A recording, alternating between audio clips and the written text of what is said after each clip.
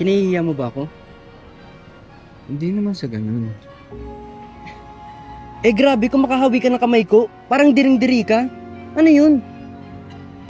Jared naman, hindi pa naman kasi natin napag-uusapan kung i-out na pa natin yung relationship natin sa ibang tao. Eh grabe yung reaction mo kanina paghahawi mo ng kamay mo. Ano, diring-dire? Natatakot ka ba na malaman nila na kung anong meron sa ating dalawa? Sorry na. Jean! Lagi ka na lang ganyan eh. Sorry na. Pinaparamdam mo sa akin na okay na.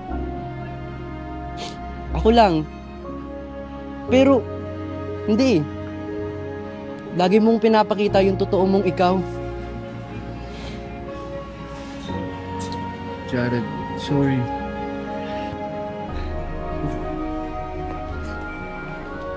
Jared!